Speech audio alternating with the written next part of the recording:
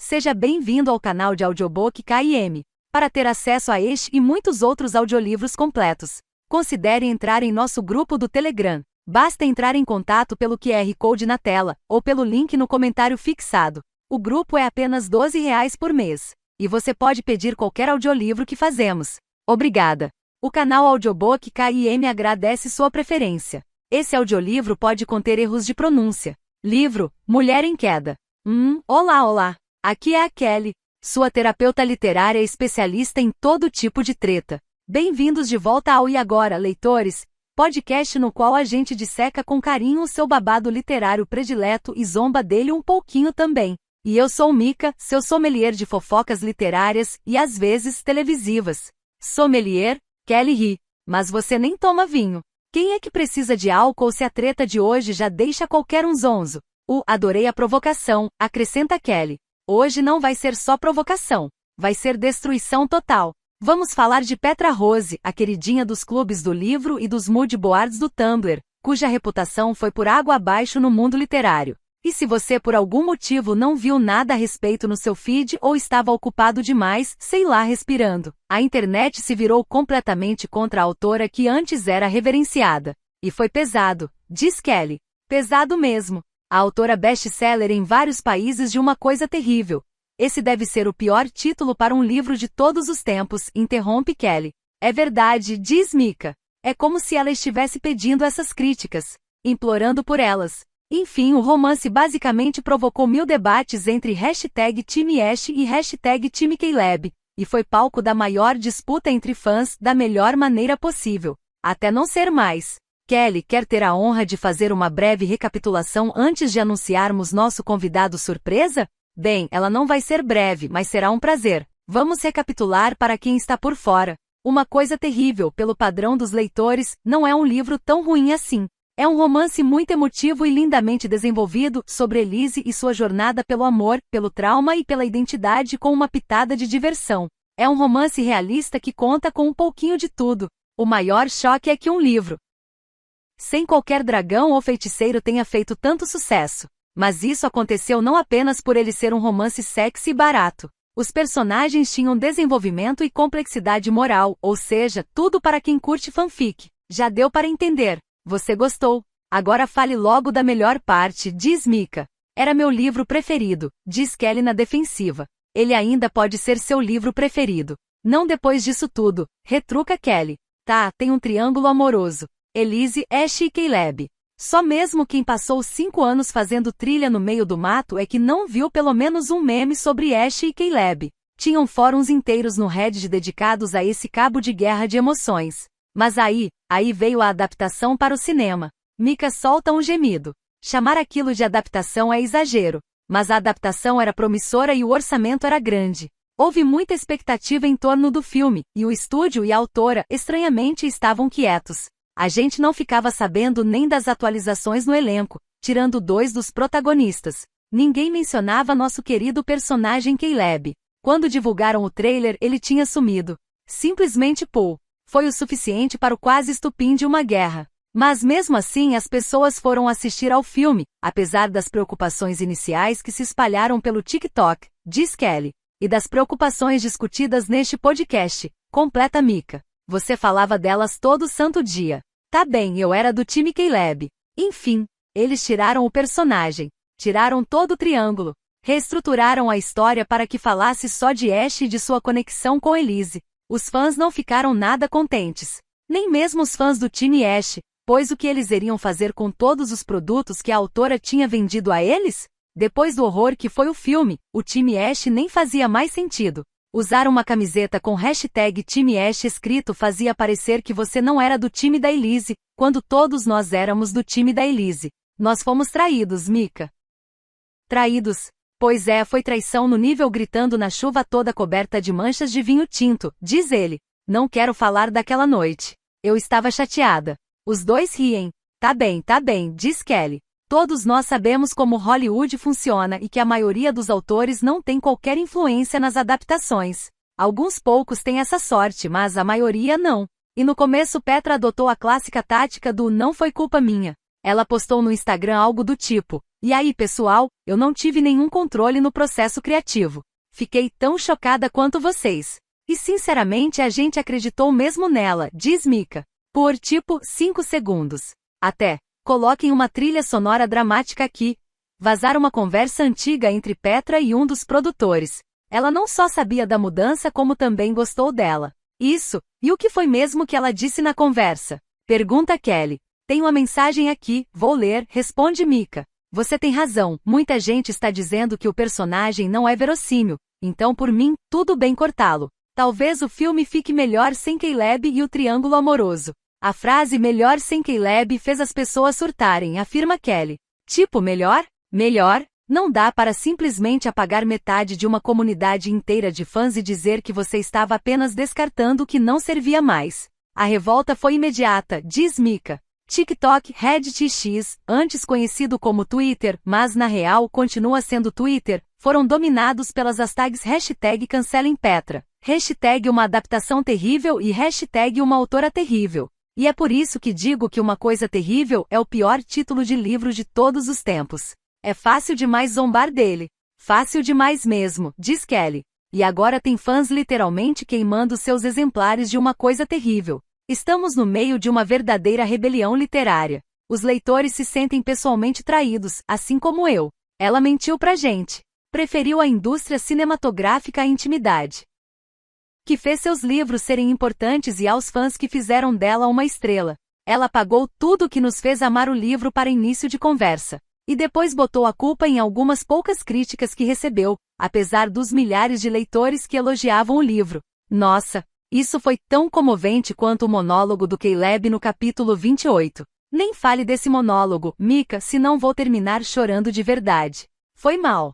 Mas é que é um monólogo tão bom. Teria sido ótimo vê-lo no telão do cinema. O povo de Hollywood que está me ouvindo. Não tem povo algum de Hollywood ouvindo a gente, Mika. Temos 2.000 assinantes.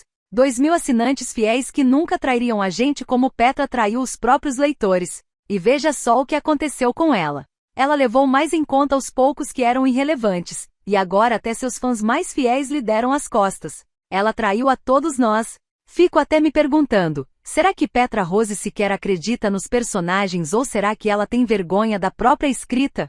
Bem, ela anda calada, diz Mika. Faz quase um ano que não posta nada nas redes sociais, tirando o grupo do seu fã-clube, que pelo que eu vi por aí tem diminuído. Mas nem tenho como saber, faz 6 meses que saí dele, brinca Kelly. Tomara que esse silêncio seja um sinal de que ela está estudando para ser capaz de escrever um enredo no qual de fato acredita. E isso é uma insanidade quando pensamos que tem gente que faz tatuagens de frases dos livros dela. Por falar nisso, vi vídeos de gente removendo essas tatuagens, diz Kelly. Que pena! Antes a gente a citava, e agora a gente simplesmente a odeia. Odiar é uma palavra forte, diz Kelly. Este podcast é sincero. É verdade. A gente a odeia. Tanto que pedimos 1000 favores e reagendamos 3 outros convidados para que o nosso convidado especial estivesse aqui hoje. Não sei por que ele topou participar do nosso podcastzinho, mas estamos agradecidos demais mesmo. Quem sabe a gente não passa a ter 2.001 assinantes depois de hoje? Isso, sonhe alto, diz Mika. Senhoras e senhores, deem as boas-vindas a ninguém mais, ninguém menos do que Alistair Jones, o produtor de Uma Coisa Terrível. Ele ainda tem que dar algumas explicações sobre aquela adaptação, mas pelo menos tem coragem de falar do assunto. Bem-vindo, Alistair. Muito obrigado por me receberem aqui, diz Alistair. Essa foi uma recapitulação e tanto. Alistair, vai se fuder. Desligo o podcast assim que ouço a voz dele. Meu coração está muito acelerado e o estômago embrulhado. Preciso parar o carro no acostamento porque estou a ponto de vomitar. Meu Deus! Meus dedos tremem no volante. Levo a mão até a porta para procurar o botão que abaixa o vidro. Assim que a janela está aberta o suficiente para eu pôr a cabeça do lado de fora, inalo o ar com cheiro de pinheiro e fecho os olhos, respirando devagar até o embrulho no estômago começar a diminuir. Não acredito que pensei que terapia de exposição me ajudaria a superar tudo. Esses minutos ouvindo o podcast foram os piores que passei desde que vazaram minhas mensagens para Alistair. Abro os olhos e apoio a cabeça no encosto do banco. Inspiro devagar algumas vezes enquanto me esforço para não pensar no fato de que Alistair deve estar indo a vários podcasts e dando várias entrevistas, ao passo que eu me vejo obrigada a me isolar num chalé encardido para me dedicar a um livro que estou tentando escrever desde que todo esse fiasco com o filme começou, só para não perder minha casa agora que as vendas despencaram. Você não fez nada errado, digo a mim mesma enquanto volto devagar à rodovia. Você não fez nada errado. Você não é aquilo que o mundo pensa de você. Tenho repetido esse mantra desde que Nora me fez prometer que eu o diria ao menos 5 vezes ao dia. Contudo, parece que estou apenas dizendo uma mentira em voz alta, então não me sinto revigorada e pronta para enfrentar o dia com disposição. Mal tenho conseguido funcionar desde que tudo começou. Eu me sinto uma fraude. Sinto como se tudo que construí tivesse desmoronado ao meu redor, e agora estou enterrada nos escombros. E as pessoas não se dão ao trabalho de os escavar porque nem sequer querem saber se estou morrendo sufocada. Só querem saber quem compareceria ao meu funeral após eu de fato morrer sufocada. Fico pensando em quem compareceria. Tenho amigos e parentes que iriam, mas percebo agora que todos os amigos que fiz no tempo em que estive ativa no mundo dos livros não eram amigos de verdade. Com exceção de Nora, todos praticamente sumiram. E até dá para entender. Eles estão vendo que minha reputação fez minhas vendas caírem, então qualquer demonstração pública de apoio agitaria o TikTok e faria as vendas deles caírem. É uma carreira, e embora eu sempre tenha torcido para que os amigos que fiz no setor também fossem amigos fora dele, estou começando a perceber que não passamos de colegas de trabalho infelizes tentando sobreviver até a hora de se aposentar. Já faz 2 horas que estou dirigindo, as linhas brancas da rodovia se transformando numa fita infinita sob os pneus. Ainda não sei direito se estou indo ao refúgio do chalé ou fugindo do caos. Acho que é sempre um pouco dos dois, uma mistura de anseio e desespero. No entanto, nunca senti tanto essa necessidade urgente de escapar da minha vida real, de me livrar de certos aspectos dela e agregar outros como sinto agora. Meu maior desejo é mergulhar de cabeça na escrita do livro, imergir por completo, sem deixar qualquer pessoa ou acontecimento do mundo exterior atravessar as paredes da minha criação fictícia. Minha ansiedade nunca esteve tão intensa, e escrever é mesmo a única coisa que a alivia. Só espero que dê certo desta vez. Essa sensação de urgência, essa expectativa desesperada de que serei capaz de me redimir só vai passar se eu chegar ao chalé e me comprometer por completo. O bloqueio criativo tem me esmagado e me sufocado exatamente desde o momento em que meu nome começou a aparecer em artigos fora da esfera literária. É uma ironia cruel, não é mesmo? O sonho de uma pessoa de ter muita fama pode se tornar o pesadelo de outra com muita facilidade. Meu celular vibra no porta-copos,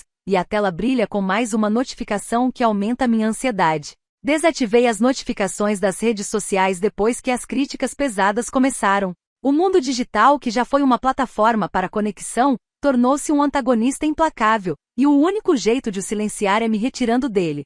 Pelo menos isso significa que quando recebo uma notificação, é de alguém que quer falar comigo, e não de mim. O alívio me preenche ao ver o nome de Nora na tela. Deslizo o dedo para atender a ligação pelo viva-voz do carro. Espero que esteja me ligando para dizer que tem adderall sobrando e vai me enviar um pouco pelo correio, digo depressa. Antes de tudo, diz Nora, você não tem tá.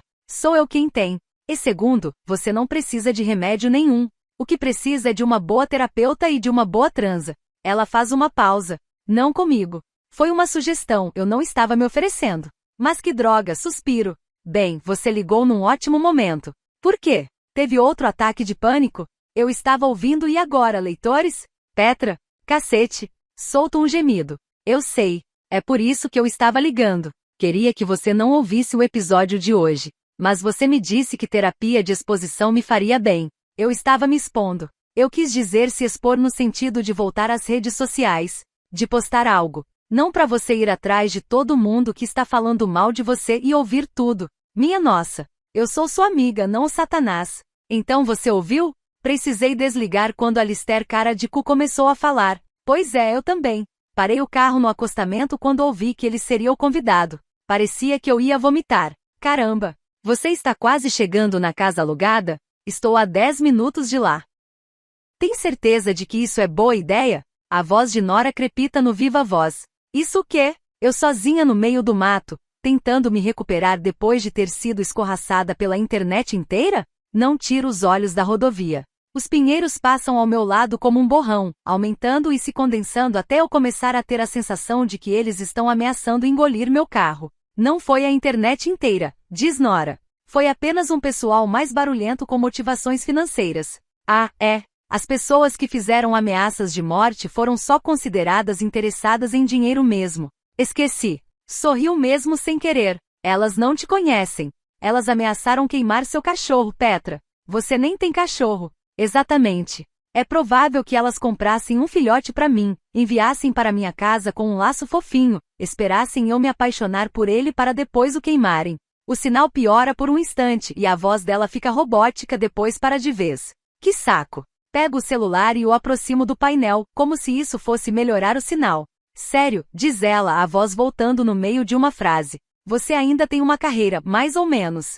Você poderia escrever um post de desculpa no seu aplicativo de notas e publicar no Instagram com aquelas mãozinhas fofas de coração e tipo, 1 ou 2 emojis de choro. Não vou pedir desculpas pra gente que não sabe a história inteira e mesmo assim toma partido. Ela suspira. Bem, você precisa voltar pra internet se quiser salvar sua carreira. Talvez desabafar num podcast. Eu consigo sair deste buraco sem me rebaixar ao nível do Alistair. É por isso que vou ao chalé para escrever. Vou me vingar usando minha caneta. Há uma longa pausa. Mas, você usa um notebook. Não usa caneta. Pareceu mais ameaçador dizer caneta. Tem razão. Vá se vingar usando sua caneta. Escreva sobre tudo o que aconteceu e publique como obra de ficção. Vai ser bom para extravasar. Ligue depois que você já tiver arrumado suas coisas lá. Tenho uma ideia. Não, eu odeio suas ideias, digo. Mas esta é boa. Prometo. Tá bem. Não ouça nenhum outro podcast. Vá ouvir The Brody Brothers ou algo assim. Amo você. Também amo você. Depois que desligamos, o podcast continua automaticamente. Não foi nada fácil trabalhar com ela, diz Alistair. Sinto as palavras como se elas fossem água fervente caindo em cima de gelo. Desligo o podcast de novo e me concentro na curva da estrada diante de mim. Também não foi nada fácil trabalhar com você, Alistair cara de cu. Eu não odeio muita gente, mas Alistair está no topo da minha lista. E no fim dela. E no meio. Ele é minha lista inteira, na verdade. Diminuo a velocidade quando o GPS indica que logo vou precisar sair da estrada. No fim da rua em que estou entrando, vai ter um chalé à minha espera, junto de uma tela em branco. Muito silêncio e com sorte tudo que ainda dê para salvar da minha criatividade. 2 Se eu tiver vizinhos, talvez não dê para salvar nada da minha criatividade. Evito reservar lugares com vizinhos, mas tem uma casa na rua do meu chalé. Acessei imagens de satélite do local antes de fazer a reserva só para garantir que não havia outro chalé por perto. Não quero ouvir crianças barulhentas gritando a qualquer hora do dia e da noite. Parecia que nessa rua inteira não havia mais nada além da propriedade onde vou me hospedar, mas tem um chalé que deve ter ficado escondido atrás das árvores quando o Google tirou as fotos, então ele passou despercebido por mim. Meu chalé fica escondido no fim da rua de 1,5 km onde estou, então é um alívio perceber que as duas construções não ficam uma do lado da outra. Tem pelo menos 500 metros entre ambos. Prefiro não ter vizinhos nem carros passando. Eu me distraio com facilidade. Quanto menos pessoas eu vir, quanto menos conversas for obrigada a ter, mais vou poder me concentrar. Certa vez, programei um dos meus retiros de escrita e conheci as vizinhas antes mesmo de entrar na casa. Era um grupo de mulheres passando o fim de semana fora, e terminei bebendo com elas toda noite e sem trabalhar nada. Nem sempre a distração é ruim, mas desta vez, levando em conta o quanto é importante cumprir o prazo, qualquer distração seria negativa.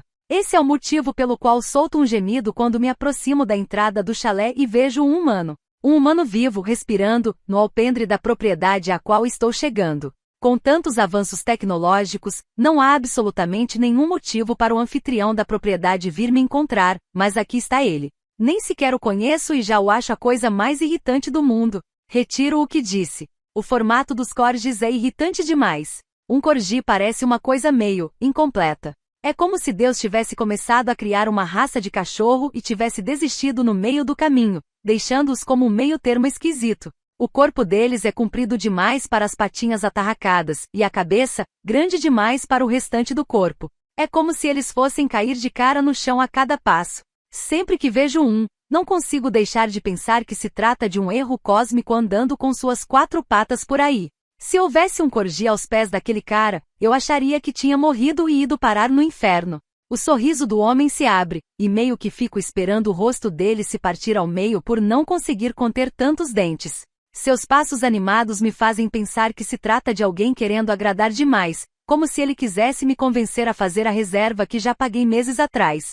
Por que estou tão mal-humorada assim? Ah, é. O podcast. Relaxo o rosto enquanto paro o carro e pego o celular. Também busco meu chaveiro, o que tem um spray de pimenta. Nunca precisei usá-lo, mas quase nunca fico sozinha com desconhecidos. Roço o polegar na latinha do spray enquanto aguardo no bolso, e o peso do metal frio é reconfortante. Estou no meio do nada, cercada por uma floresta densa que parece engolir a rua atrás de mim, e apesar de ter certeza de que eu conseguiria acabar com esse sujeito se as coisas dessem errado, não sei se aqui alguém ouviria meus gritos de socorro. Cadê o urso quando se precisa dele? Pela página do anfitrião no site, sei que o nome dele é Louie Longseter. Que tipo de nome é esse? Parece nome de personagem de série de comédia, e não o nome de alguém que vive no mundo real, com pais de verdade que disseram o nome em voz alta e pensaram: isso, vai ser este. Acho que uma pessoa chamada Louie Longseter nem sequer conseguiria ser perigosa.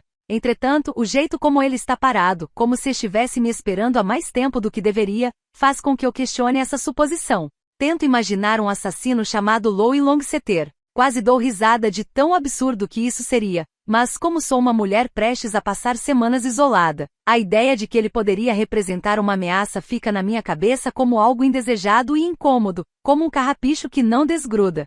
Chegou na hora certa! Exclama ele, a voz animada demais, alegre demais, como se eu fosse uma convidada de honra, e não apenas mais uma hóspede. Ele desce a escada meio que dando um pulo esquisito e se aproxima de mim de uma maneira que é tanto ansiosa quanto inquietante. Nunca vou com a cara de gente animada, odeio isso. Sei que é um defeito, mas tenho defeitos demais para me preocupar em minimizar esse. O GPS funcionou bem, sussurro enquanto abro o porta-malas com um pouco de urgência demais. Louie Longseter pode até não parecer nome de assassino, mas tenho quase certeza de que já existiu um assassino em série chamado Pichukin. Tudo é possível. Agora Louie está ao meu lado. Ele põe o braço no porta-malas e pega as alças da minha bagagem. Ele tira as duas de uma vez só e as solta de lado no cascalho, provocando um baque abafado. Franzo o rosto resistindo à vontade de reclamar. São malas da Rimowa, novas, elegantes, caras e até o momento sem arranhão ou desgaste.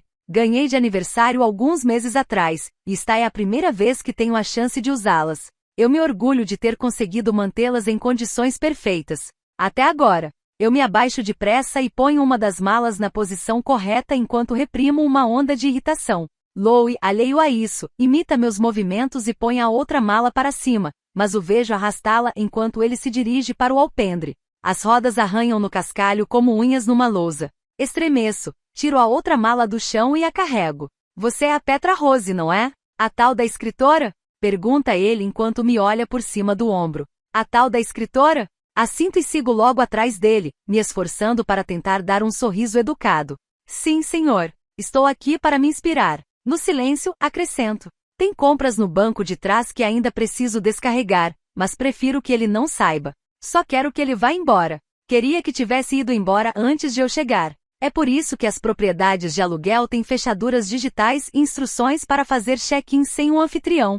Subimos a escada do alpendre. Eu carrego minha mala com cuidado para que as rodas não arranhem nos degraus, enquanto Louie arrasta a outra como se nem estivesse pensando nela. Não li nenhum livro seu, diz ele, quase em tom de desculpa, mas minha esposa disse que acha que leu um. Ele para no alpendre e tira um molho de chaves de bolso. Mas nós vimos o filme. Quando contei à minha esposa que você iria se hospedar aqui, ela me fez prometer que eu te perguntaria sobre um personagem que não apareceu. Não sei do que ela estava falando. Sabe, enquanto eu caminhava até aqui, fiquei pensando numa coisa que daria um ótimo filme, prossegue ele, entregando-me as chaves. Ai meu Deus! Isso não! Minha vida, diz ele e ergue a sobrancelha como se eu devesse me impressionar. Tive uma vida louca pra cacete. Você ganharia milhões com a história.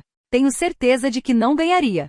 Se precisar de alguma ideia, recomeça ele, obviamente sem perceber minha expressão. Interrompo-o com um sorriso fino. Infelizmente, ficção é a única coisa que sei escrever. Já perdi as contas de quantas vezes as pessoas se ofereceram para me contar a história de sua vida depois de descobrirem que sou escritora. Todas têm certeza de que seria o próximo grande romance norte-americano. Talvez fosse mesmo. A minha vida que com certeza não daria um grande sucesso. Mas quem sabe se você ouvisse minha história, diz ele. Bem, se ela é tão boa assim, você mesmo deveria escrevê-la, respondo, sem querer soar grosseira. Ninguém conhece sua história melhor do que você, e você não deveria dar suas ideias de graça. Digo com um tom de voz educado, mas por dentro, só quero que ele vá embora. Sou disléxico, diz ele balançando a cabeça, e então diminui um pouco o sorriso. Muito disléxico. Não sei se deu para perceber pelos meus e-mails. Sendo bem sincero, depois que reconheci seu nome e vi que você era escritora, fiquei meio nervoso na hora de responder. Achei que você riria dos meus erros de gramática.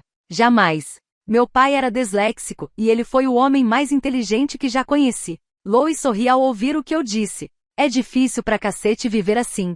Lamento que sua mãe tenha enfrentado isso. Fico calada, pois acabei de dizer que foi meu pai, não minha mãe. Ele tem problema de memória? Problema de audição? Ele dá uma piscadela. Te peguei. Foi piadinha de disléxico. Sorriu. Pois é, me pegou mesmo. Minha esposa diz que eu teria sido um bom ator. Ela é atriz. Minha esposa. Mais ou menos. Bem, é difícil explicar, mas ela atua em documentários. Acho que dá pra dizer que ela é atriz, mas... Ele continua falando da carreira da esposa, ou da não carreira dela, mas estou distraída demais para ouvir porque, puta merda. O lado de fora do chalé não está à altura do lado de dentro. O interior é muito mais moderno do que eu esperava, linhas simples, acabamentos suaves, como se tivesse saído de uma revista de design de interiores. A aparência rústica era apenas externa. Aqui dentro, tudo brilha. Eu estava esperando um piso de madeira que rende, talvez cheiro de pinheiro ou o almíscar reconfortante de uma lareira apagada.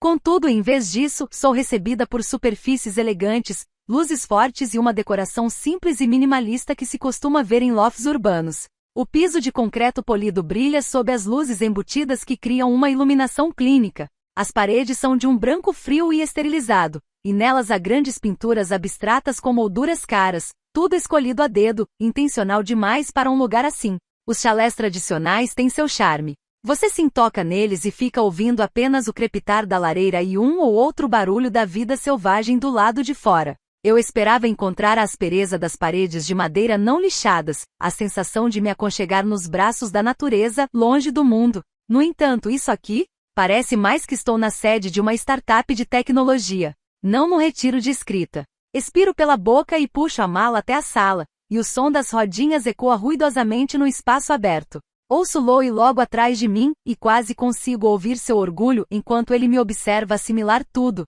É completamente diferente das fotos do site, digo virando-me para ele. Acabamos de reformar tudo, diz ele, orgulhoso. Você é a primeira hóspede desde a reforma, na verdade. Estamos bem satisfeitos. Minha esposa fez boa parte do projeto, ela leva jeito para essas coisas. Agora faz mais sentido. Isso explica o contraste entre Lois e a casa. A mobília da sala é completamente fria.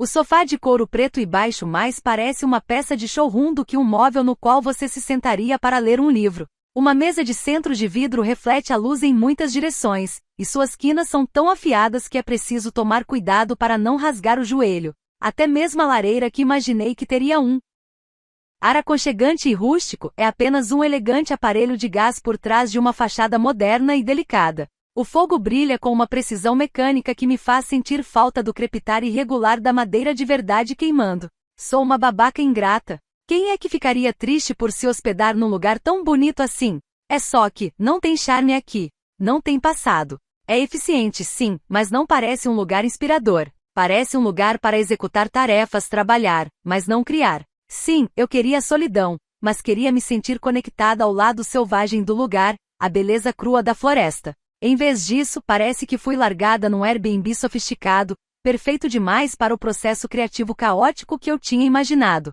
Meu bloqueio criativo anda tão terrível que tenho colocado a culpa em tudo. Já estou até colocando a culpa neste belo imóvel.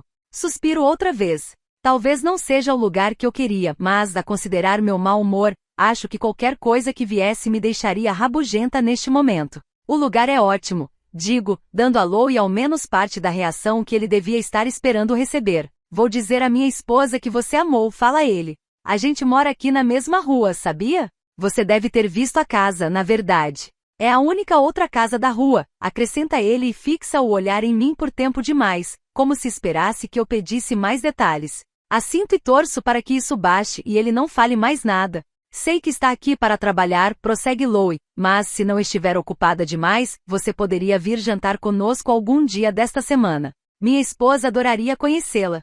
Somos apenas nós dois e adoramos receber visitas quando é possível. O sorriso dele aumenta, e vejo de novo aquele brilho nos olhos que dá a impressão de que ele está sendo ansioso e afobado demais. Ou talvez a palavra que eu esteja procurando seja desesperado. Ou talvez apenas carente. Minha boca se comprime depois do convite para o jantar, mas tento disfarçar com um sorriso. Não consigo imaginar nada pior do que passar uma refeição inteira de bate-papo com Lois Longsetter e a esposa dele que acha que leu um dos meus livros e que é atriz, mas não muito, mas meio que é. Só essa explicação já me deixou exausta, e olha que nem conhecia a mulher. Ah, que gentileza, digo e sinto meu sorriso ficar mais forçado a cada segundo que se passa. Mas preciso trabalhar muito. Envio uma mensagem se eu tiver algum tempo livre, pode ser? Vejo uma rápida decepção nos seus olhos, mas logo ele se recupera e assente. Sim, sim. Afinal de contas, você está aqui para escrever. Só pensei que se precisar fazer uma pausa ou algo assim, sua voz vai ficando mais baixa e ele acena de leve. Bem, se precisar de algo, estou bem pertinho daqui. Assinto de novo, desta vez com mais força. Obrigada, pode deixar. Com outro aceno esquisito ele se vira, caminha até a porta do chalé e sai para a rua. Fecho a porta e me encosto nela por um instante, e então encaro o espaço irritantemente moderno. O quintal com vista para o lago não está voltado a oeste. Para essa parte do processo, sempre escolho um chalé com vista para o pôr do sol. Nada acende uma chama criativa dentro de mim como ver o pôr do sol. O jeito como o céu é consumido por tons de laranja, rosa e roxo me estimula a escrever com uma espécie de urgência que me parece tanto empolgante quanto necessária. Enfim, era assim que deveria ser. Contudo, desta vez, reservei mais em cima da hora e precisei me conformar com um quintal voltado a leste. Sinto a diferença em todas as partes do meu ser inseguro e sem talento. O nascer do sol me parece opressor e exigente, quase como se pedisse muito de mim antes da hora. E é assim que vou iniciar meus dias aqui, com essas imensas janelas voltadas a leste. Quem sabe não posso escrever no quarto principal, que é o próximo cômodo que vou visitar. Tem uma janela virada para o oeste atrás da cama, mas não dá para ver o sol se pondo. Entre todas as árvores frondosas. Quase que eu ia esquecendo. Cacete! Eu me viro ao ouvir a voz, um berro preso na garganta. Levo a mão ao peito, assustada, mas tento conter minha raiva ao ver Lois parado na porta do quarto. Ele balança uma folha de papel no ar, senha do Wi-Fi e tal. Esqueci de deixar as regras.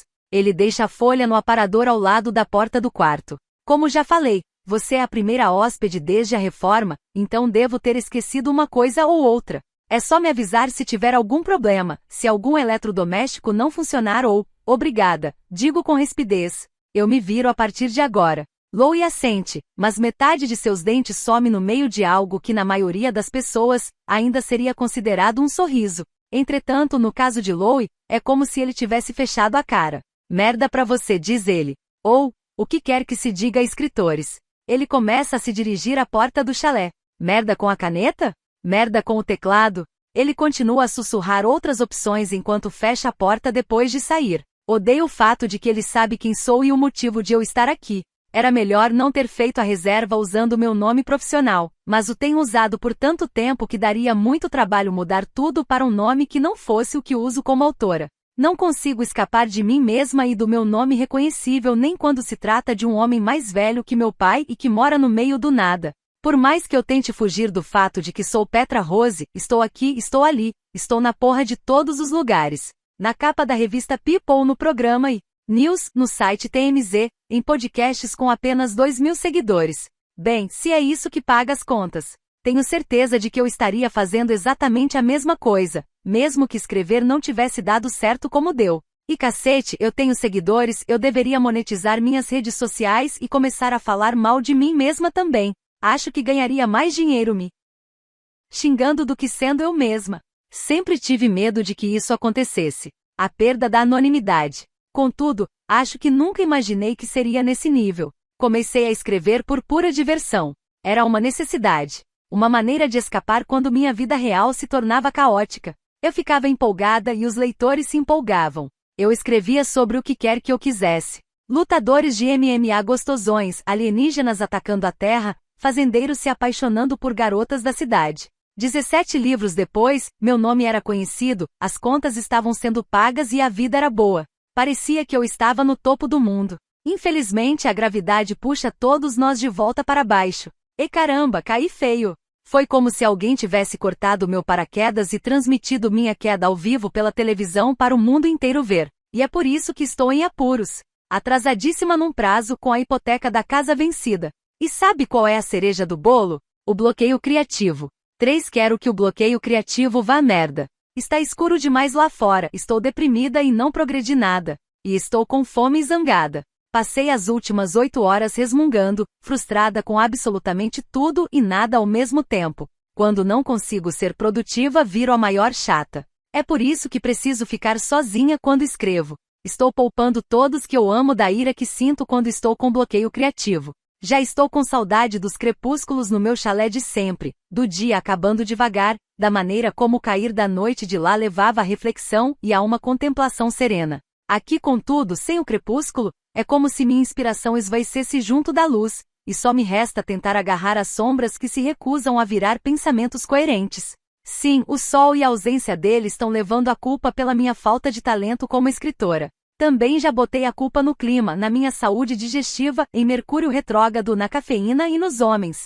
Ajeito a postura e minto para mim mesma enquanto digito no teclado, na tentativa de convencer meu cérebro de que mereço todos os prêmios que já ganhei, todas as resenhas positivas que já recebi, todos os livros que já vendi. No entanto, a voz que proclama que não passo de uma fraude que deu sorte sempre fala mais alto. Odeio a síndrome do impostor. Odeio acreditar mais nas resenhas negativas do que nas positivas. Odeio ficar questionando se sou capaz ou não de escrever um livro realista. Olho a tela e leio o pouco que escrevi. O cheiro asséptico da sala de interrogatórios, uma mistura de café frio e ar parado, não ajudou muito a acalmar as batidas frenéticas do coração de Rhea. Do outro lado da mesa, a voz grave do detetive Miller ressoava enquanto ele fazia perguntas a respeito de Sarah e da última vez que ela tinha visto. Cada palavra parecia um novo corte que escancarava a ferida causada pela perda de sua melhor amiga. Ainda assim, um lado de Rhea, um lado profundamente inquietante e indesejável, percebia a maneira como a farda do detetive ficava colada em seus ombros largos, a intensidade sombria em seus olhos enquanto ele fazia anotações. Ela se odiou por isso, por causa da faísca de atração que tremeluzia dentro dela e traía a memória de Sarah. Como sua mente era capaz de ter tais pensamentos se seu mundo parecia estilhaçado em 1000 pedaços? A culpa era uma grande pedra em suas entranhas e aumentava o peso do luto já difícil de carregar. Encaro as frases que acabei de escrever, ciente de que meu futuro eu, provavelmente semi-adormecido e mantido em pé por um café morno, vai declarar que elas são o maior lixo e apagá-las. O livro é mais um cemitério digital para as minhas aspirações literárias passageiras do que um manuscrito em si. Cada palavra me parece uma ocupante ilegal da página, apenas à espera de ser despejada. Nunca vou terminar isso. Nesse ritmo, vou passar um ano inteiro neste chalé com crise de identidade, reescrevendo para sempre os mesmos 5 parágrafos enquanto o cursor pisca como se fosse um pequenino oráculo julgador. Se cursores falassem, o meu repetiria: você é uma porcaria, desista, só para que não restasse nenhuma dúvida. Não que estar hermeticamente fechada neste chalé seja uma tortura. Adoro a solitude. Sempre gostei dela. É por isso que várias vezes ao ano, alugo lugares assim e me transformo temporariamente numa eremita com vista para o lago, tudo para me livrar do ar sufocante de Sacramento. Muitas vezes aquela cidade, abençoada seja, fica parecendo um gigantesco e ruidoso abraço de concreto que nunca pedi. Contudo, aqui é silencioso, tranquilo e tem cheiro de água fresca e pinheiro. Então sim, tem isso. Preciso aceitar o poder do pensamento positivo. E me concentrar no fato de que essas escapadelas não são apenas para mudar de lugar. Elas são minha terapia mental. Eu me afasto da mesa, o cursor ainda piscando e me julgando em silêncio, e vou até a cozinha. O cheiro de café velho continua no ar, uma prova da sessão de escrita mais otimista que aconteceu antes, quando eu estava convencida de que o café me curaria. Só que aí lembrei o quanto odeio o gosto de café. Vou até a porta do chalé e a abro para respirar ar fresco. Do lado de fora, o mundo está como um caleidoscópio de tons verdes e marrons, mas tudo o que consigo ver são sombras no escuro. Vejo algo se mover ao longe, então semicerro os olhos para tentar enxergar o que é. Congelo quando a vejo se mover de novo. Uma sombra. Uma silhueta. Meu coração acelera, sou tomada por um pavor intenso e gélido. Encosto na porta sem ar. É para este chalé ser meu refúgio, meu abrigo, e não o cenário de um filme de terror no meio do mato. Contudo, quando a silhueta aparece ao luar, meu pavor se transforma num alívio envergonhado. É apenas Loi Longseter. Ele me vê à porta de perto do lago e acena de modo amistoso. Um guaxinim caiu na armadilha. Grita ele do outro lado do quintal. Ele ergue o que parece ser um animal morto e mole, e sinto pena da pobre criatura. Me desculpe. Se eu tiver te assustado. Consigo dar um sorrisinho trêmulo e acenar de volta, meu coração ainda tentando se recuperar da disparada repentina. O lago é público, qualquer pessoa pode acessá-lo, mas acho estranho que ele tenha decidido ir até lá com uma hóspede na casa. Aperto o botão para abaixar todas as cortinas e quando estou prestes a me virar de costas para a janela, meu celular vibra e me assusta de novo. Olho a tela. Nora, merda. Esqueci que eu disse que iria ligar depois de me ajeitar aqui. Oi, digo, a voz ainda um pouco trêmula. Então, minha ideia é a seguinte, diz Nora com uma energia quase frenética transbordando de sua voz e passando para o celular. O nítido contraste com o pânico silencioso que acabo de sentir. O que vai ser desta vez? Pergunto e franzo a testa. Por favor, não me diga que quer fazer corujas em macramê de novo. Meu escritório não tem mais espaço para os seus projetos de artesanato. Nora solta uma risada, um som animado leve. Não vai ser coruja em macramê, mas essa ideia nem é ruim. Eu estava ficando craque nelas. Não, tive uma ideia para ajudar na sua situação. Mas vou precisar que confie em mim. Dou um suspiro demorado, cansado. Conheço esse tom de voz. Ele costuma preceder uma sugestão que vai ser ou incrivelmente brilhante, ou completamente assustadora. Nora, do que está falando? Do seu grupo fechado, começa Nora, a voz ficando mais baixa e conspiradora. Acho que devemos fazer uma live por lá. Só a gente e alguns milhares de pessoas em quem sempre confiamos implicitamente e que não fariam capturas de tela nos dias em que nosso cabelo está horroroso. Fico sem ar. Fazer uma live? Nora, você pirou? Estou com trauma de gente da internet. E se alguém mandar para fora do grupo? E daí se fizerem isso? Agora a voz de Nora está intensa, bem de encontro contra a minha ansiedade.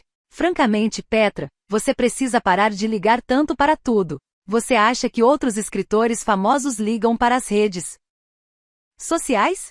Acha que eles ficam pensando obsessivamente em cada comentário, cada insulto, cada palavra que escrevem e que pode acabar virando uma captura de tela? Há um momento de silêncio da minha parte. Depois, com hesitação, digo, sim, acho que eles fazem isso, sim. Nora dá uma risada. Tá bem, você deve ter razão, admite ela. Mas está na hora, Petra. Faz um ano que você parou de fazer suas lives comigo. Faz um ano hoje. As palavras pairam no ar pesadas e importantes. Faz um ano hoje. Minha mente acelera. Faz um ano inteiro que a adaptação cinematográfica do meu último romance foi lançada. Um ano desde que meu mundo virou de ponta cabeça, desde que a opinião pública se tornou uma manta sufocante. Eu, a escritora que costumava escrever 2 livros por ano sem grande dificuldade, não consigo concluir o livro que comecei 1 ano e meio atrás nem enfrentar perguntas ao vivo desde que a última live que fiz terminou de um jeito péssimo. Nunca vou entender por que meus editores acharam que seria uma boa ideia fazer uma live com a maior livraria de Nova York um dia depois do lançamento do filme. Bem, não é que nunca vou entender. É isso que editores fazem. É isso que autores fazem. Faz parte do marketing. Entretanto, esse tipo de coisa não costuma se transformar em um desastre em que a autora chora e corre para o banheiro. Meu Deus, ainda tenho vergonha daquilo. Mal tenho tempo de reagir a essa lembrança, pois ela está trocando para o facetime. Vejo o rosto, e Nora me lança um olhar pela tela. Não sei muito bem o que ele significa, só sei que não gostei de vê-lo. Faça isso. Por favor. Acho que se você vir que ainda tem gente que acredita em você, vai se inspirar. Nora, as pessoas vão ser cruéis. Sim, é provável que sejam mesmo, mas você não vai ver porque não vai ler os comentários. Deixe isso comigo, pode ser? Diz ela. Vou abrir uma live. Pode desligar se quiser, mas acho que deveria ficar. Estou reagindo como se uma pessoa tivesse me pedido para enterrar um corpo por ela. É só o Facebook, cacete. Deixe de ser mole, Petra. Passo os dedos depressa nas olheiras para limpar possíveis manchas de rímel que tiverem sobrado do dia. No entanto, nossos leitores estão acostumados a nos ver assim, de cara lavada, imperfeitas e em geral no meio da noite, quando bate a inspiração. Ou, no meu caso, a frustração. Nora e eu fazíamos lives espontâneas o tempo todo, em grande parte porque tínhamos menos fãs e eles eram bem mais simpáticos. Contudo, quando fui ficando mais famosa, as perguntas foram ficando mais maldosas. E isso foi antes do drama mais recente com o vazamento das minhas mensagens. Durante certo período, nossas lives se tornaram regulares, tanto que passamos a monetizá-las e a contar com esse dinheiro para pagar algumas contas. Nossos vídeos feitos tarde da noite ficaram surpreendentemente populares no TikTok, e ganhamos mais leitores assim do que com qualquer estratégia de marketing tentada antes. Os escritores assistiam porque éramos honestas sobre o processo criativo, sobre como ele pode ser difícil, como é frustrante escrever uma frase que parece correta no instante e errada logo depois. Falávamos dos dias em que queríamos desistir, e as pessoas pareciam se identificar. Acredito que nossa transparência era reconfortante para elas e as fazia sentir que não estavam sozinhas com suas dificuldades. E não eram apenas os escritores, os leitores também adoravam. Eles podiam ver como nossos livros eram feitos muito antes de chegarem às prateleiras. Nora e eu compartilhávamos uma ou outra coisa para mantê-los interessados, uma frase aqui, um detalhe do enredo ali, soltávamos pistas que os deixavam alucinados de expectativa. Acho que de certa maneira, era como se dessemos acesso aos bastidores e assim os permitíssemos dar uma olhada por trás das cortinas como não poderiam fazer em qualquer outro lugar. Eles nem sequer se incomodavam com spoilers, só queriam participar do processo mesmo. Só que aí um ano atrás, eu parei. Nora ainda faz lives, mas agora é só ela. Nada de TikTok, prometo, diz Nora. É apenas para o seu grupo do Facebook, e ele é fechado, então só vai ver quem estiver lá. Consigo ouvir a esperança dela aumentar, mas a minha está repleta de terror enquanto ponho o notebook diante de mim. Nora, digo com uma voz suplicante. Não sei se consigo, concentre-se apenas em mim. Sua voz interrompe meus pensamentos, calma e reconfortante. E na câmera? Vou selecionar as perguntas uma por uma, Petra. Você vai ver como isso é fácil e familiar e vai se sentir muito melhor. Você sabe melhor do que ninguém que nada nos motiva mais do que os leitores. E você se isolou deles por tempo demais. Isso vai te ajudar a escrever, prometo. Respiro fundo, tento ajeitar um pouco o cabelo e abro meu grupo. Espero Nora preparar a live e me convidar a participar. Depois de ver meu rosto coberto de sombras na tela, pulo da cadeira e acendo a luz da cozinha para que minha tela não fique tão escura. As fortes luzes do teto piscam por um segundo antes de iluminarem o ambiente e lançam longas sombras nas paredes. Não fica bonito, mas dá para o gasto. Assim que me sento de novo, a live começa. Não tem contagem regressiva, não tenho tempo de pensar na minha aparência nem no que vou dizer. Quando Nora e eu começamos a fazer essas lives, era um pouco esquisito, como se estivéssemos atuando para uma plateia invisível. Sempre havia certa pressão, por menor que fosse, para entreter, para falar algo interessante ou ao menos coerente. Agora, entretanto, depois de um ano com apenas Nora na tela, depois da minha longa ausência, parece que essa pressão vai me fazer pegar fogo. E estamos ao vivo, diz Nora. Ei, pessoal, enfim consegui ter a presença de Petra aqui, mesmo com a agenda lotada dela. Aqui está ela. Aceno. E adorei ela ter falado como se eu estivesse ocupada demais para participar das lives, quando na verdade eu era apavorada demais. Petra, você não faz ideia da saudade que eu estava. Como vai sua vida? Tem algo interessante para contar? Nós duas rimos, conscientes de que foram perguntas retóricas. Todo mundo sabe como vai minha vida. Contudo, respondo. Ah, sabe como é, mesma coisa de sempre. Sei que você se refugiou para escrever, comenta Nora. Esse lugar parece diferente. Fizeram uma reforma onde você costuma ficar, foi? Olho para trás de mim e ao redor, erguendo o notebook para que os leitores vejam o lugar. Não.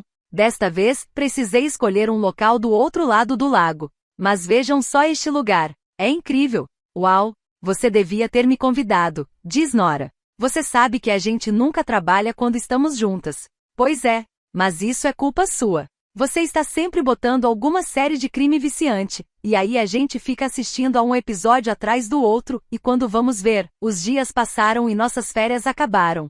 Férias, digo rindo. Quem me dera. Nem lembro a última vez em que tirei férias. Ah, deixe de ser mimada, brinca Nora. Você está numa linda casa que não é onde você mora. Não importa se está trabalhando ou não, pelo menos não está num lugar pior. Tipo aqui no meu apartamento, tendo que ouvir minha vizinha brigar com o ex pelo telefone o tempo todo. Por falar em dificuldades, como vai a escrita? Dou de ombros, sentindo mais uma vez o fardo da minha falta de progresso. Não faz nem um dia que cheguei aqui, mas não consigo enxergar o progresso no horizonte. Em 1 ano e meio, mal consegui escrever 20 páginas. Ela franze a testa e inclina a cabeça, e sua voz fica mais séria. Quer conversar sobre isso? Estava prestes a me deitar quando você ligou, admito. Já desliguei meu cérebro por hoje. Nora solta um gemido teatral e joga a cabeça para trás. Eu estava na esperança de ver 1 ou 2 capítulos. Sorriu mesmo sem querer. Eu também. Nora balança a mão para que eu não me preocupe. Você se cobra demais. Suspiro e as censuras familiares vêm à tona. Sou minha pior crítica. Ou pelo menos costumava ser. Ela revira os olhos para mim, algo que já fez umas 100 vezes depois de me ver desse jeito. Já decidiu pelo menos o nome dos personagens? Sim, pelo menos isso. Mudo de posição na cadeira, sentindo um pouco de orgulho desse progresso, por menor que ele seja. Cameron é o principal interesse romântico da heroína. O apelido dele é Khan, e nossa heroína vai ser a Rhea. Os olhos de Nora brilham. Khan e Rhea, diz ela, testando os nomes. Gostei. Eles são casados ou vamos ver como eles se conhecem? De certa maneira teremos as duas coisas. Khan é casado, digo hesitante. Pelo menos segundo o meu plano de 2 anos atrás. Nora ergue a sobrancelha. Ah, que inesperado. Vai ser um triângulo amoroso? Hesito e olho para fora da tela por um instante, como se a resposta pudesse estar escondida em alguma sombra. Não sei. Foi o que planejei, mas talvez eu mude. Nunca se sabe. Fiz o primeiro esboço da história antes das reações negativas à adaptação, e acho que meu bloqueio é em parte por causa disso. Fico tensa de não saber o que estou fazendo ao escrever sobre coisas que não vivi. Não, diz Nora e se aproxima da câmera com uma expressão de traída. Você sabe que amo triângulos amorosos. Eu quero triângulo. Agora ela está choramingando. Vamos torcer para eu conseguir desenvolver ao menos um personagem. Depois disso a gente conversa. Combinado. Tá, vamos responder a uma pergunta, diz Nora e semicerra os olhos enquanto analisa a tela. Como ela sugeriu, minimizei o bate-papo e a deixei encarregada de escolher as perguntas. Aqui tem uma. Ellie Panzano quer saber por que está demorando tanto para terminar esse livro. Você sempre escreveu rápido, diz Nora conforme lê a pergunta. Recosto-me na cadeira e penso em como responder com delicadeza. Se quiser que eu seja totalmente franca, preciso dizer que é por causa da atenção pública. Não estou acostumada a ela. Não gosto dela, nem quando é positiva. É verdade, confirma Nora. Ela fica sem graça até quando é elogiada. Sempre enxerguei a escrita como uma fuga e uma terapia, e quando se está envolvida e aproveitando, você nem pensa no que vai acontecer depois que terminar de escrever. Então o livro é lançado, há as viagens de divulgação, as entrevistas começam. Nunca achei nada disso estressante porque sempre gostei das viagens e dos eventos de lançamento. Até certo ponto. Nunca gostei de fazer divulgação, mas os pedidos têm sido razoáveis. Mas agora que minha imagem está ainda mais conhecida, tudo que vem depois da escrita parece ter se amplificado, então me estresso mais do que quando as coisas eram menos caóticas. Tenho a impressão de que terminar um livro e escrever fim não vai parecer uma conquista. Na verdade, morro de medo de ter que participar da fase seguinte de divulgação, pois a divulgação e o conteúdo das entrevistas mudaram. E nem todo mundo nasce sabendo falar na frente de uma câmera, ainda mais quando pedem que você fale sobre algo além dos seus livros. Nora sorri para mim. Obrigada pela vulnerabilidade, Petra. Foi uma ótima resposta. Muito sincera. Vamos à próxima pergunta. Por que você falou como se estivesse hesitando em escrever sobre um triângulo amoroso no livro novo? É porque o triângulo amoroso da adaptação foi cortado? É mesmo a pergunta de um leitor? Ou é uma pergunta da Nora? Indago e ergo a sobrancelha para ela. É de verdade, juro, diz ela rindo. Fico surpresa ao perceber que até agora não estou odiando fazer a live. Parece um pouco como era antes, e a cada momento que passa me sinto mais à vontade. Não sei. Depois do último livro, é óbvio que fiquei sentida com as críticas. O livro que estou escrevendo também deveria ter um triângulo amoroso, apesar de ser diferente em todos os aspectos. Mas nunca estive num triângulo amoroso, e dizem que devemos escrever sobre aquilo que conhecemos. Talvez eu tenha errado no último livro. Por causa disso. É difícil escrever sobre algo que nunca vivi. Nora solta uma gargalhada repentina, completamente incrédula. Que mentira, diz ela. Seu romance mais vendido é sobre uma mulher que se apaixona por um ex-presidiário. Você nunca namorou um ex-presidiário. Exatamente. E vários leitores afirmaram em suas resenhas que não era realista. Nora balança a cabeça com uma expressão de exasperação e carinho no rosto. Primeiro, pare de ler resenhas negativas. Segundo, praticamente toda resenha negativa diz que o livro ou os personagens não são realistas. É o termo clichê para quem não gostou de algo. Já eu não acho necessário que todos os detalhes de um livro sejam realistas. Dragões não são realistas, mas Quarta Asa está arrasando nas vendas. Nesse caso, o livro não é realista de propósito, saliento. O gênero se chama fantasia por um motivo. Romantasia, corrige ela. Que seja. Eu ainda sei quando uma história é boa. As pessoas dão valor demais ao realismo. Às vezes a gente só quer mesmo escapar para dentro de algo que parece impossível, que jamais aconteceria na vida real. Essa é a beleza da ficção. Por que acha que os canais Lifetime e Hallmark que fazem tanto sucesso? Eles são maneiras de escapar. E ainda dá para chamá-los de canais? Isso não é antiquado? O que eles são hoje? Aplicativos? Serviços? Assim vou começar a falar da saudade que tenho da Directv. E isso vai denunciar a minha idade, comenta Nora. Seja como for, os enredos do Lifetime e do Hallmark que estão entre os meus prediletos. Eu seria capaz de assistir a uma líder de torcida ser assassinada por uma mãe ciumenta 1 milhão de vezes sem me cansar. Sorriu, mas sinto a pontada familiar da dúvida. Sabe o que acho que é? O principal motivo pelo qual não estou conseguindo escrever? Diga, diz Nora. Quero que a história pareça real enquanto a escrevo. Mas não sei se uma coisa pode parecer real se não a vivi. Talvez eu precise passar para a fantasia e dar um tempo no suspense romântico. Ou é isso, ou eu faço uma pausa e vou viver um pouquinho. Posso fazer coisas perigosas, cheias de suspense, para adquirir mais experiência de vida. O que importa é o que as pessoas sentem enquanto leem, insiste Nora, agora com um tom mais sério. Realista nem sempre quer dizer algo que você viveu.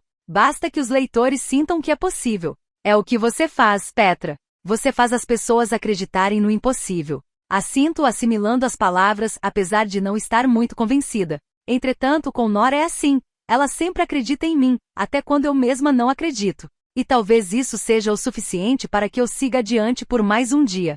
E quem é você para falar se uma história é realista ou não? Você também nunca namorou um ex-presidiário. Nora ri. Que você saiba. Sorriu, mas por dentro estou confrontando a frustração de sempre. Queria conseguir acreditar mais nas resenhas de 5 estrelas do que nas negativas. Os elogios estão lá, mais numerosos do que as críticas, mas infelizmente parece que me concentro bem mais no negativo do que Nora. É como se os comentários negativos fossem mais verdadeiros, como se, por algum motivo, eles fossem mais francos ou inteligentes, embora racionalmente eu saiba que isso não é verdade. Nora sempre foi melhor do que eu em ignorar as críticas e em confiar nos seus instintos e nos seus leitores. Já eu costumo deixar as vozes negativas fixarem residência na minha cabeça. Contudo, ao mesmo tempo, graças à infâmia que o filme trouxe à minha carreira, recebo muito mais atenção na internet, então tem essa diferença. Eu costumava ter a mesma atitude de Nora. Talvez você devesse ter um caso para saber descrever perfeitamente as emoções dos personagens do seu livro, brinca Nora. Ache um homem casado que lembre Khan e durma com ele. Dou uma risada, mas parte de mim se aflige um pouco ao vê-la dizer isso tão abertamente na frente dos não sei quantos leitores que estão assistindo a nossa live. Sinto um aperto no coração, o tremor familiar do medo de um comentário casual ser mal interpretado, tirado de contexto e usado contra nós só para atrair cliques. Já consigo imaginar as manchetes de amanhã. Petra Rose quer transar com um homem casado. Nora nunca parece ter filtro, e é um dos motivos pelos quais eu a amo, mas isso também me deixa alerta, sobretudo agora. Como é que vou conhecer um policial gato isolada no meio do nada? Ele é policial, é? Olha o spoiler. Nora sorri como se tivesse a solução perfeita. Talvez você devesse ir a algum lugar menos isolado. Comece a escrever numa Starbucks. Policiais adoram café. Talvez você devesse ir dormir, sugiro. Está tarde em Nova York. Tem 200 pessoas mandando perguntas pra gente, vamos responder algumas antes. Comenta ela enquanto observa os números aumentarem na live. Seus dedos passam pela enxurrada de comentários e perguntas que aparecem na tela. Encara o seu rosto, evitando ver até o número de espectadores. Prendo a respiração e espero o inevitável insulto, o comentário mordaz que vai justificar meus medos. No entanto, a expressão de Nora continua animada, tranquila. Ela é especialista nisso, mesmo que seja apenas para o nosso grupo fechado. Percebo que ela está me protegendo exatamente como prometeu. Os olhos dela brilham ao ver uma pergunta que chama sua atenção. Aqui tem uma boa, diz ela, aproximando-se da câmera. A pessoa perguntou: você realmente acha que um escritor só consegue captar como um personagem reagiria se ele próprio tiver vivido a situação? Não é disso que se trata a imaginação? Nora encara a câmera com expectativa e ergue as sobrancelhas para mim como se quisesse dizer: essa é sua. Me inclino para a frente e cruzo os braços sobre a mesa, parando um instante para refletir. A pergunta parece mais pesada do que... Fim da amostra do audiolivro. Caso queira ouvir inteiro, entre em contato pelo QR Code na tela para ter acesso exclusivo ao nosso canal no Telegram. Obrigada por ouvir.